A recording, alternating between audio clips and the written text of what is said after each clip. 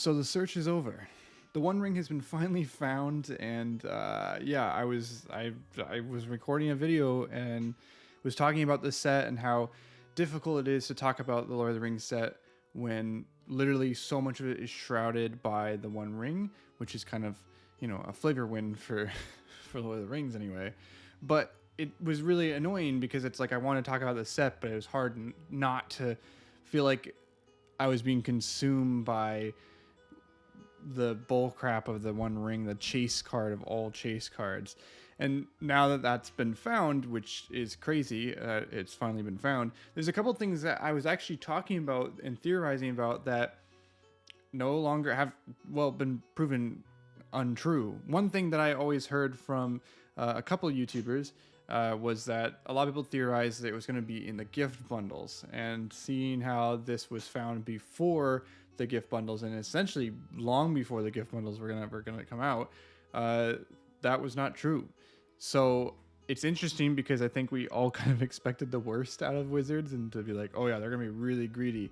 But hey, they lived up to their word, and the card came out with a collector booster, and any of us could have pulled that. So that's pretty sick. Honestly, I'm relieved that the chase card is gone because I think it's already drastically dropped prices. Let's go take a peek at like what the TCG prices are right now. Like I guarantee you it's something ludicrously low compared to what it used to be.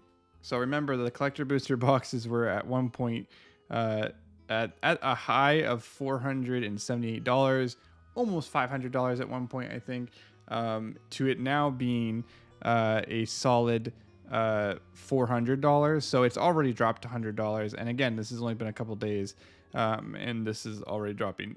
Quite frankly, I don't see these dropping to 300 or anything quite yet because of how many other chase cards there are. Like, obviously, there's the Soul Rings that are worth a lot of money, and I feel like there's still plenty of those to be found, as well as just in general, many other cards that are really cool. Like the lands, the reprinted lands have been pretty dope. So overall, there's a lot more value in this set to grab. So I'm not surprised that this is still $400. But this will drop, hopefully, the gift bundle lower. Like you'd hope that it would go down a little bit. I'm actually curious to what the gift bundle is sitting at right now. Let's take a look. So the bundle itself right now, the regular one, okay, not the gift bundle, is sitting at $100. I got mine for $60, and honestly, you shouldn't be paying anything over that for this bundle. Mainly because, yes, of course, it has the One Ring in it, which makes the value of the bundle go up a lot higher than other ones. And when I say One Ring, it just has like the alternate art. But this is really like the easiest way to guarantee you're going to get the One Ring without just outright buying it. If you think paying $100 for a bundle is worth it, it's not. Don't do that. That's just a terrible idea.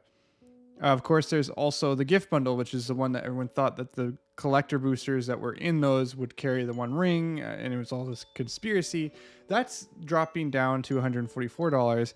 It was at $200 like not even a couple days ago. So we're already seeing price drops on that. That is also not worth $144. Don't buy this for $144. It's just not worth it. The sellers are gonna have to kind of catch wind of this a little bit and start realizing this is not what people are gonna pay for now, because it's just not worth it, right? Like, even if the collector booster has a Soul Ring in it, it's easier just to go buy a couple collector boosters or even buy the box itself, not the gift bundle. So, because if you look at the prices of the $400 collector booster box versus almost $150 gift bundle with just one, I would personally just spend that money on getting a bunch of collector booster packs for $33. So maybe not, maybe that's not everybody's cup of tea, but for me, paying $144 for something like that for a gift bundle is just not ideal.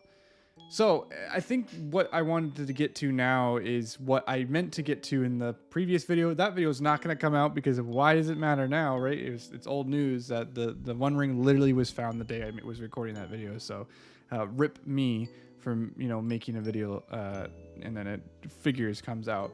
But I will say, overall, what is the set like now that the chase card is gone? I think now for me, the set can finally really blossom into something much cooler. Like, for example, I really think that um, overall, the lands that are getting reprinted in this, the value of the Soul Rings, all that stuff's great. But aside of that, how does the set play mechanically, the value, and art? First off, it nails pretty much all three of those. Like, I think mechanically, we can have a little bit of a conversation there. Uh, value wise, obviously, there's tons of value in these packs, so definitely do it. I can't imagine that the One Ring. There's so many rings in this set, but the One Ring, I picked up one that from my collector booster, for a foil One Ring. This is what I got out of my pack. My booster box is sitting at $82. I also managed to get lucky and actually pull. So even the Soul Ring that I pulled, I did manage to pull one of the Soul Rings that are like super rare. I guess they're super rare, I guess, but there's like 9,000 of them. So I pulled one, and that's going for $190, which makes sense value-wise. But then I look at like things like the One Ring, even when the one from the bundle foil version is $53. I mean, just looking at these cards, even and then Orcish Bowmasters, which we will talk about in just a second here, is $37 for the full art version, or the story version, or whatever you want to call it. So value-wise, this set's great. It definitely hits all of the markers when it comes to value, right? You aren't going to always pull great cards still, but from my collector booster, and I'm speaking specifically for myself, it was a good experience. Sorry, collector booster box. From my collector booster box, it was a good experience. Like, I felt like it was a good time, but that's biased because I had a good opening. I've seen people open booster boxes that are collector booster boxes. It wasn't really great, but I paid $375 for mine, and I'll say that with the Soul Ring alone, obviously I'm making some money back there. But if I didn't get the Soul Ring, I think I would have come close to breaking even, or being just maybe like a little bit under. So I'm okay with that. I still don't think it's worth $375. It's certainly not worth more than that, but I was happy with what I got, obviously, because I got a Soul Ring. But I think even for you, you'll probably have a good experience. But the set boosters are also really fun. I mean, there's a lot of really cool cards, and I pulled decent cards. I feel like I could have pulled better. I'm sure you could have good luck. I have a friend that pulled a One Ring from a set booster, and there you go. You make tons of money off of that. So I'm pretty happy about the experience that people are having with the set.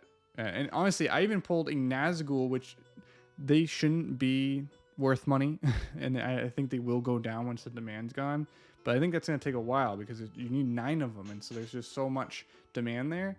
But I think the Nazgul cards, even I was able to pull those from a draft pack, so I'm pretty happy with all experiences from draft all the way up to collector booster. I enjoyed the pack opening experience.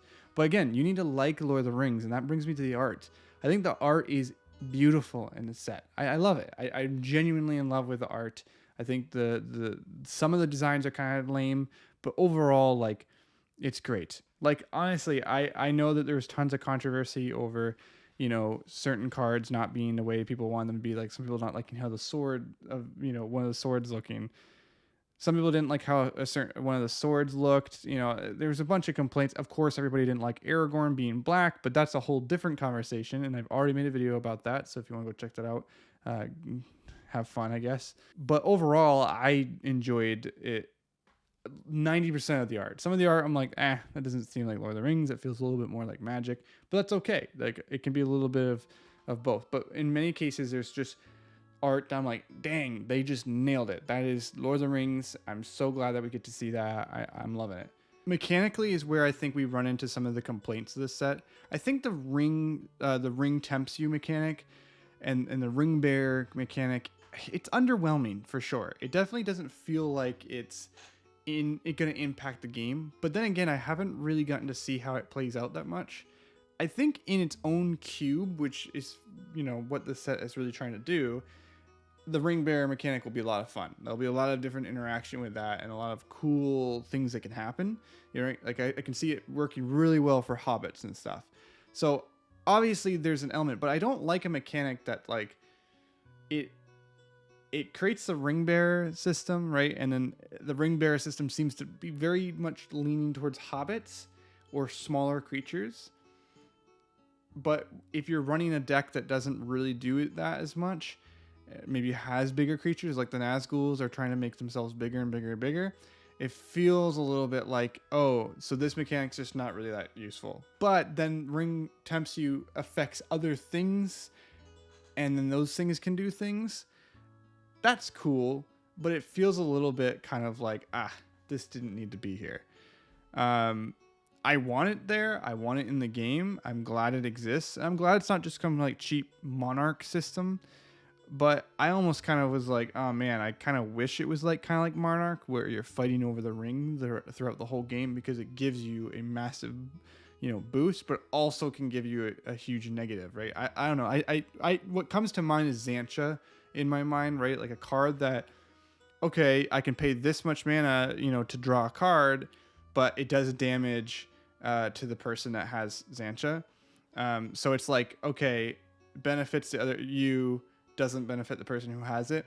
I would almost think of that as a reverse effect, almost, where it's like you can pay yourself for like drawing cards or whatever it is, and then you take a certain level, a certain amount of damage.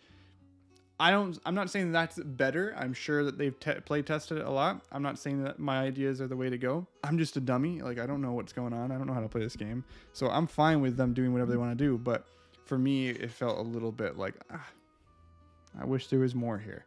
And then, of course, there's a big controversy over should Orcish Bowmasters be banned. And I think this is one that, there's a lot of cards in this set that I'm like, wow, this is crazy powerful. And I'm excited about it. I'm excited to play them. And Orcish Bowmasters, and even the One Ring, like there's a lot of really talk about those two cards needing to be banned right out the gate, especially Orcish Bowmasters.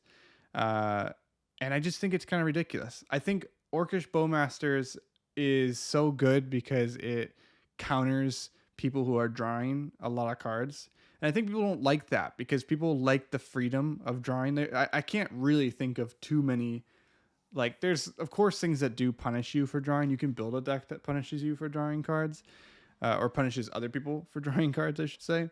But I almost think that there's nothing that powerful like that. Like, there's no one card that just kind of like, boom, you can die because you drew like 50 cards or something.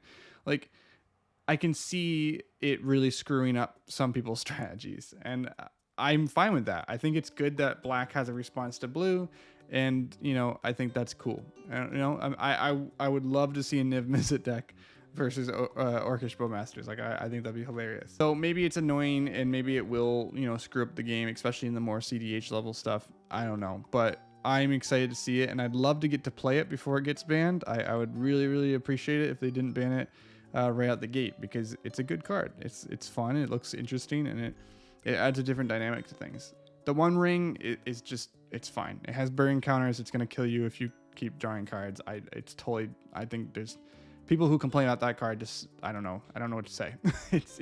It literally gives you a big bonus and then also kills you. So I don't know what else we can really do about that. So unless you can find a way to stop the damage, I don't see like there's anything wrong with that card.